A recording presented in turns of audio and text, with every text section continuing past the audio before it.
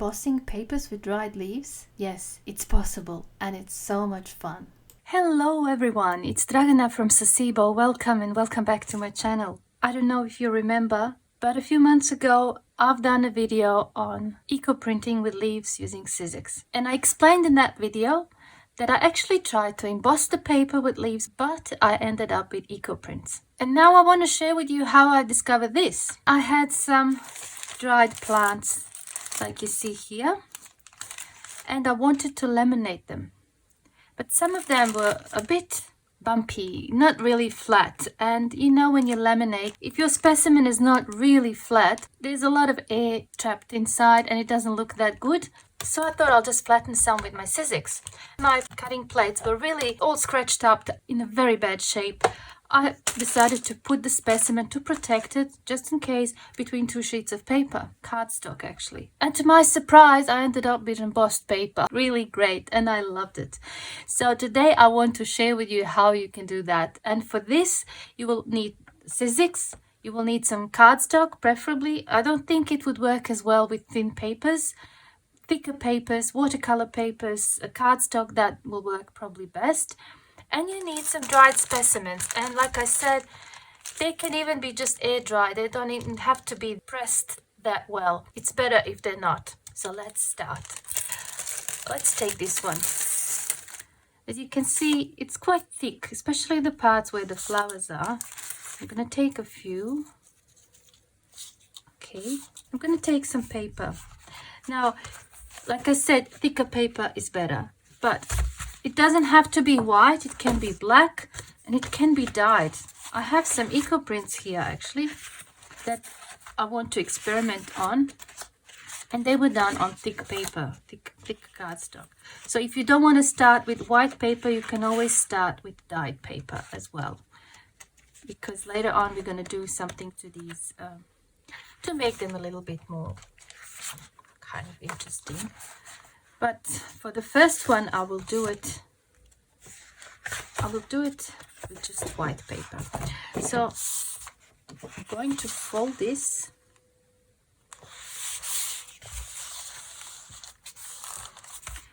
I don't know what sort of paper this is. I assume it's some sort of watercolor paper. I've lost the outer, it's just like in a pad, but it looks like some sort of watercolor paper, and it's quite thick. I'd say probably 180 at least. All right. Okay, so you take your specimens and you arrange them. You can have 2 or 3 different plants. It doesn't have to be just one. Okay. Okay, so what you do now, you just close that and you put it in between those cutting plates. Right. I have old platforms in here because I really want that pressure. And you probably guessed I use this Sizzix for a lot of things, not just for cutting. Okay, so here we go. I'll just go once on one side and then I just return it and hold it.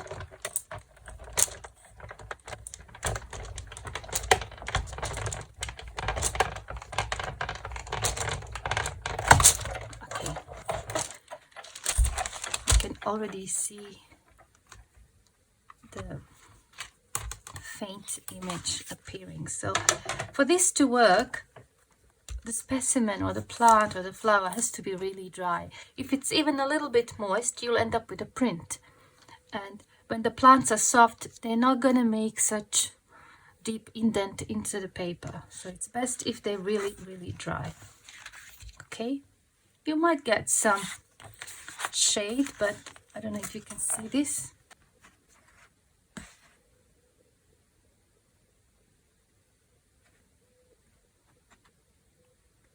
So this is the starting point, and you can certainly leave it as is, but I think it's so much better if you work on it a little bit more and play with your inks perhaps. I think it works best with a dry media, so no water, no coffee dyeing. If you're gonna do some sort of wet media, do it before, dry the paper and then do this.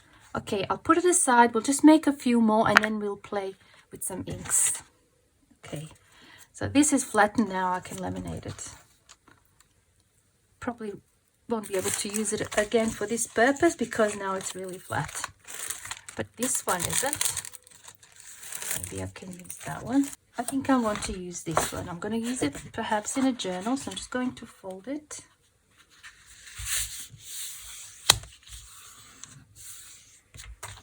And I'm going to place this branch. You can put it like this across, or like that, or straight, or maybe like this would be nice, almost as a border. Okay, put that.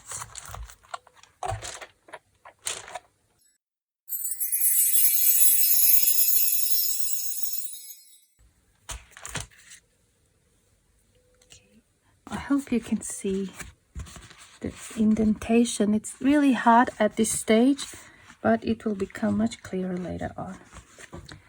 Okay, let's do one on black paper, because when we do it on black paper we can play with those metallic gilding waxes. Oh, I like this one. It's probably a bit big, but maybe I can put it like this, the side. See how this is sticking out? I'll have to chop that. Maybe here. Because my paper is a bit smaller. So maybe like that. Or like this. Yeah, you can place them any side, front or back, it doesn't really matter because you'll get two anyway. So I'm going to do that.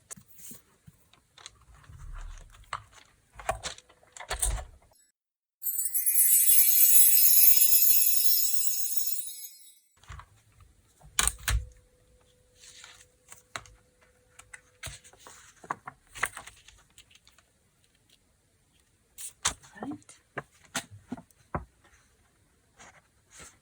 Again, it is hard to see at this stage, but you'll see we're going to make it appear. Let's see, what else do I have here? What is this?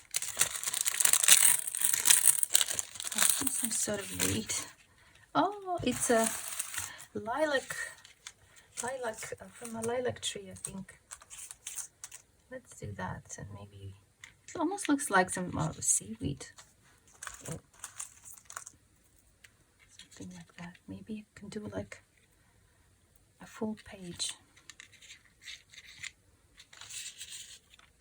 Like a wallpaper, just arrange all sides. This is falling apart anyway. I don't think it's gonna be good to make a specimen, and it turned kind of brown, not purple at all. All right, just going to do that, and look what I've done. It should be like that. Okay,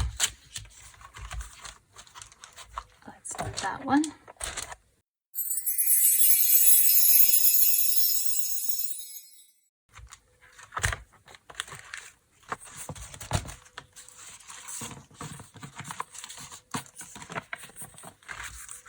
You can even just leave these like that, just to have some sort of texture. You don't have to do anything to them. They are a bit harder to see, but I think they're still beautiful. All right, I think I want to do just one more. I have this paper, which is cardstock actually, dyed probably with avocado or something. I can't really remember. You can see there's some gold paint as well. But because it's a kind of pink background, and I have this that I picked when I was on my holiday this summer, and maybe it can fit in this on this page, just like a branch. So I think this is bougainville or something, and they kept the color beautifully. All right, I'll do that one.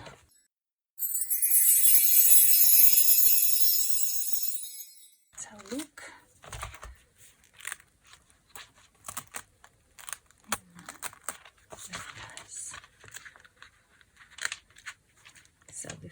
this really well now.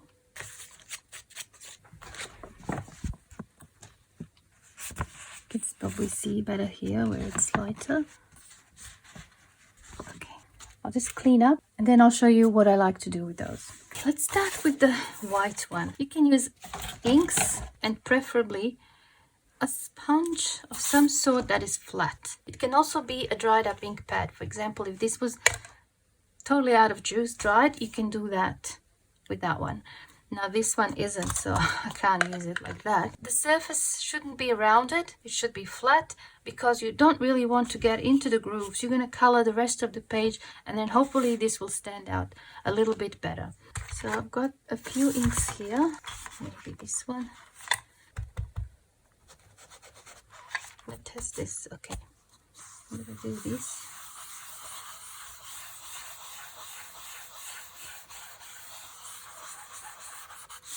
So your print is going to be like a ghost print, kind of. Just go like that. Keep it flat. And you don't need to press too much, because if you do, what's white here is going to end up being purple, and then you won't be able to see the print properly.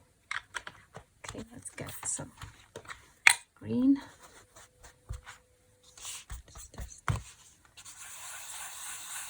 And you just play with your inks. So this is kind of like a dry technique, so no water. If you add something that's wet, it's gonna kind of make the paper soft, and then you won't be able to see these lines.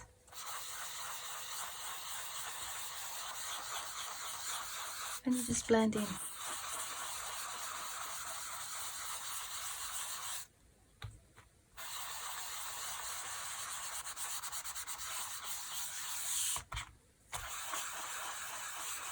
I think these can be really nice pages in a journal, or you can make like toppers with them. And like I said, the bulkier the specimen, the better results. So if you think your specimens are not flat enough, or you know, or they kind of changed color and they don't look so nice, you can use them for this technique for sure.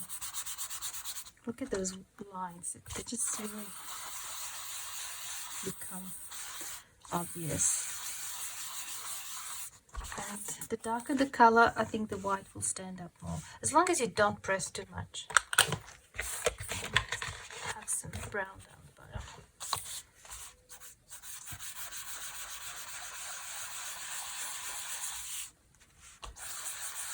And then if you wanted to, you can even go with a marker or a pencil and draw a bit more detail here.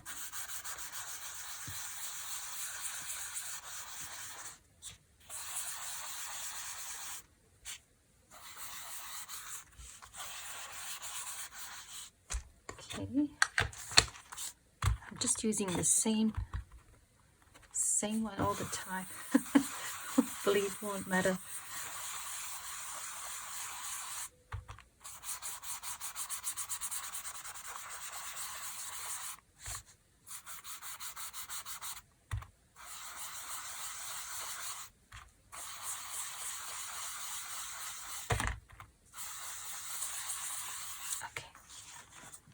It's great as a background color. You can still write on it, you can do drawing, or put it in your journal as is. Alright, which one should we do now?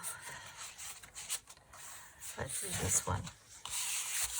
Now here we already have a lot of color, and we have some brown and some black. I would start with probably brown, and if it's not visible enough, I would switch to black. Okay, let's do the brown first. I'll start here. I think this was done with rust. Something else.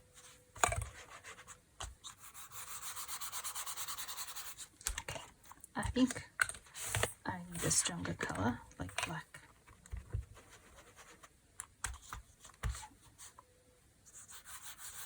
Yeah, it's coming along now. Sleeve. Hope you can see. just make sure this is kind of in line like this. Don't do that, or don't use the rounded, or don't sponge. Just flat and really light pressure. You can go several times across to get the right. See how it's coming along nice. It's like a ghost print. You can go like this. I really like this.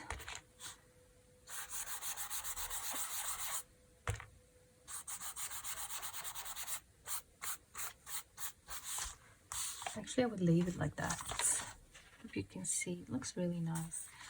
Now let's see on this side.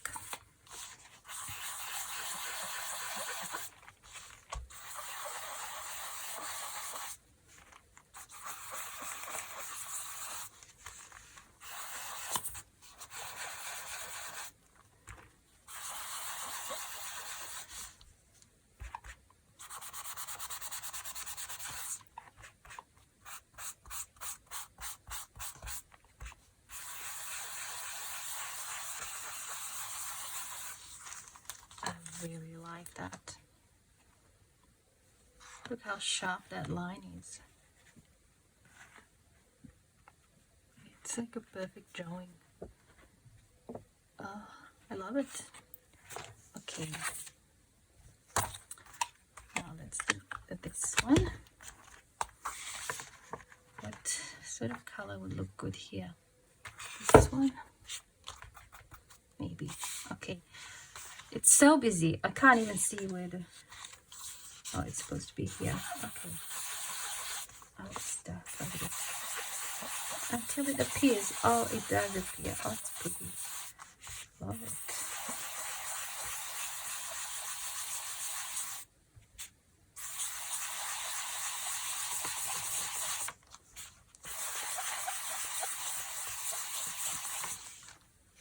I really like that.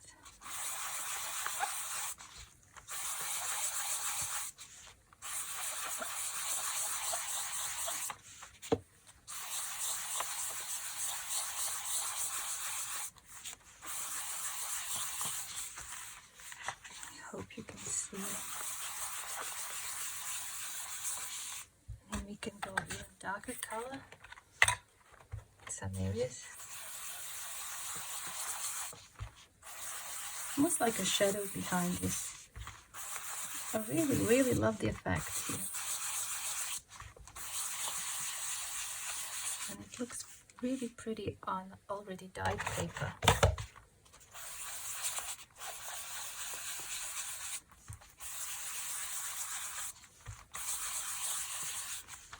Nice. Can add some blue here. I don't know why this reminds me of the sea. Oh, look. That's a bit too much. Let's try to remove that. Oh, I guess I got carried away.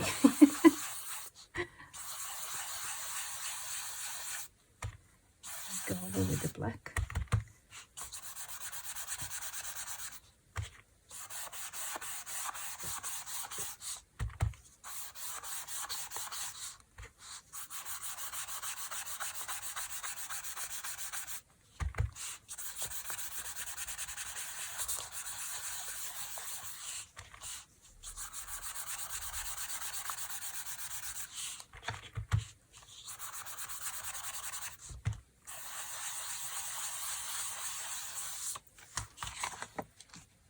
I really like this one too.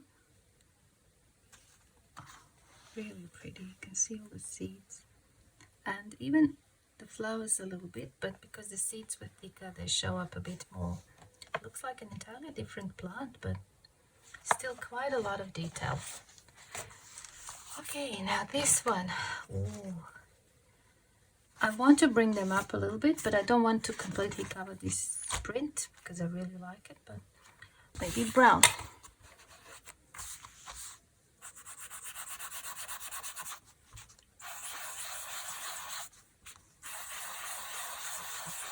brown is showing much better.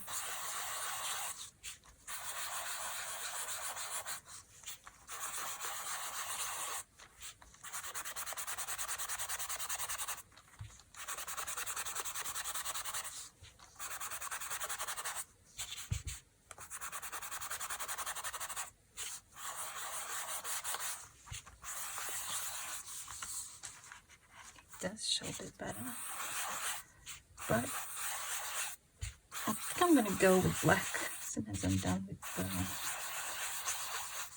I want it to be more obvious.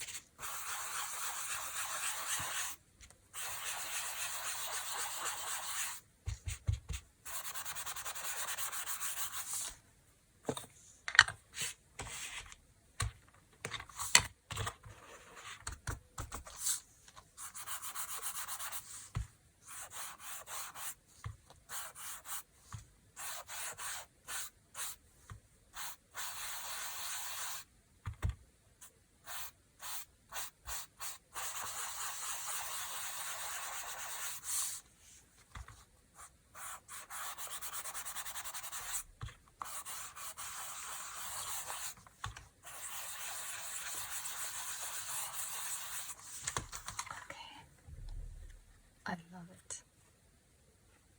It's really nice. All right. Now, let's try this one. Obviously, inks would not work. So I'm going to try with this Gilding Wax. I've got a few colors here. I've got bronze and silver, and I've got this one, which is a bit more oily, so it doesn't really spread that well. Maybe I'll put it aside. Maybe I'll just do this because it's smaller. I'll start with this one. I should use like something like this, but it's not the same. I don't get the same results, so I get better results when I just do it with my fingers. I have better feel, and I can control the pressure a bit better.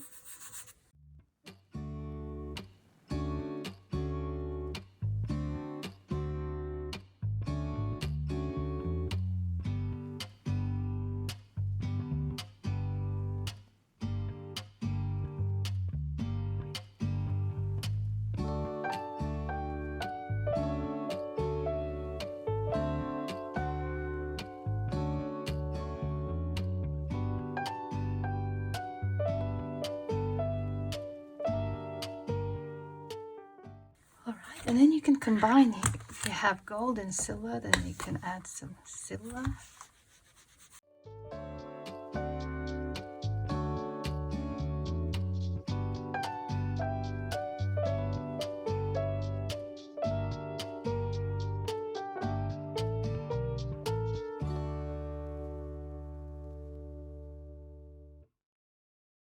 These, I don't know what to call them, prints, they're not that much out there. They're more subtle, but imagine this in a journal next to a page with a color that works well with this one. I think it's really nice. That is that one. And I think on this one I'm going to try this Stamperia Ancient Wax. And because this one's kind of oily, it doesn't really spread well with the fingers, so I'm going to try this.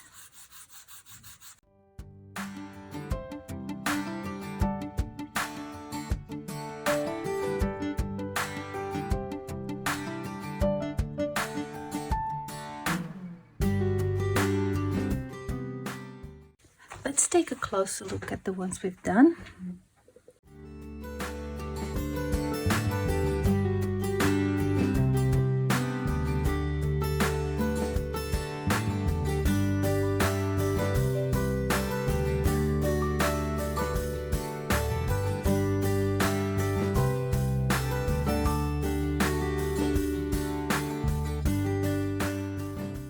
So I hope you enjoyed this video, and I hope it gave you lots of inspiration. Thank you so much for watching, and I hope I see you soon in my next video. Bye for now.